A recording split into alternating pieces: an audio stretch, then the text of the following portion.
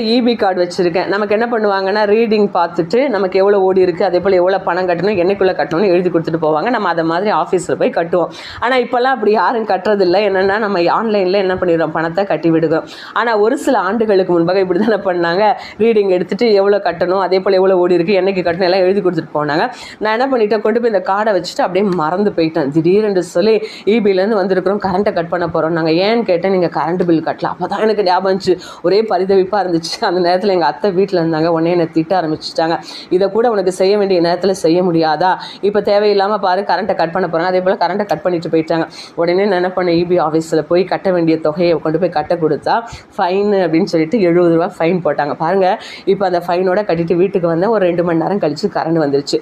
இப்போது என்னுடைய வாழ்க்கையில் இந்த எல்லா அசௌகரியத்துக்கும் காரணம் யாருன்னா நான் தான். பாருங்கள், கட்ட வேண்டிய நேரத்தில் சரியாக அந்த கரண்ட் பில்லை கட்டியிருந்தேன்னா தேவையில்லாமல் திட்டு வாங்கியிருக்க மாட்டேன். எங்கள் வீட்டில் கரண்ட்டும் கட் ஆகிருக்காது. அதே போல் என்னுடைய பணம் தேவையில்லாமல் வேஸ்ட்டாக 70 ரூபா போயிருக்காது. அப்போ இது எல்லாத்துக்கும் காரணம் என்னென்னா, நான் செய்ய வேண்டியதை செய்ய வேண்டிய நேரத்தில் செய்ய தவறினது தான் என்று சொல்லி பார்க்கும். இன்றைக்கி கிறிஸ்தவ வாழ்க்கையில் கூட நம்ம செய்ய வேண்டியதை சரியாக செய்ய வேண்டிய நேரத்தில் செய்ய தவறிட்டோம் அப்படின்னா நிறைய இழந்து போயிடும். பாருங்கள், எப்படின்னு சொல்லி கேட்குறீங்களா?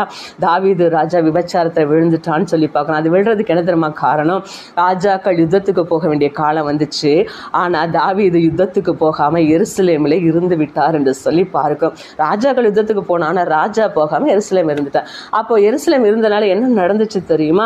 நல்லா சாப்பிட்டா என்ன தான் வரும், தூக்கம் தான் வரும். வேலை இல்லைன்னா என்ன, தூக்கம் தான் வரும். இவன் போய் யுத்தம் பண்ணியிருந்தா தூங்கியிருப்பான். அப்போது தூங்க வேண்டாத நேரத்தில் அவன் தூங்கினான் என்று சொல்லி பார்க்குறான். தூங்கக்கூடாத நேரத்தில் தூங்கினதுனால அவன் எழும்பி அந்த உப்பரக்கையில் நிற்கும் பொழுது பார்க்கக்கூடாத காரியத்தை பார்த்தான் என்று சொல்லி பார்க்குறான். ஒரு சிறு தூரத்தில் அவன் ஸ்நானம் பண்ணிட்டு இருந்தா, குளிச்சுக்கிட்டு இருந்தா. இப்போ பார்த்தான் என்று சொல்லி பார்க்குறான். பார்க்கக்கூடாத காரியத்தை பார்த்ததுனால விசாரிக்க தேவையில்லாத காரியத்தை விசாரித்தான். அவள் யார் என்னன்னு சொல்லி பாருங்கள். இப்போ விசாரித்ததுனால ஓஹோ நம்மக்கிட்ட இருக்கிற ஒரு போர் வீரனோட மனைவி தானான்னு சொல்லி தெரிந்தும் என்ன பண்ணால் செய்யக்கூடாத காரியத்தை செய்தான். அவளோடு விபச்சாரம் செய்தான் என்று சொல்லி பாருங்கள். செய்யக்கூடாத காரியத்தை செய்ததுனால இழக்கக்கூடாத அநேகத்தை என்ன பண்ண அவன் இழந்து போயிட்டான் என்று சொல்லி பாருங்கள். தேவ பிரசன்னத்தை இழந்தான். தன் வாழ்க்கையில் அவனுக்கு இருந்த நிறைவை இழந்தான். அவன் பிள்ளைகளுக்கு அவன் சாபமாக மாறிப்போனான் என்று சொல்லி பாருங்கள். இன்றைக்கு நம்முடைய வாழ்க்கையிலும் அதுதான். இன்றைக்கு கிறிஸ்தவர்கள் என்று சொல்லுகிற நாம இன்னைக்கு செய்ய வேண்டியதை செய்ய வேண்டிய நேரத்தில் சரியாக நம்ம செய்யாமல் போயிட்டோம்னா, செய்ய தவறிட்டோம்னா நம்ம வாழ்க்கையில் அநேக காரியங்களை நம்ம இழந்து போயிடுவோம்.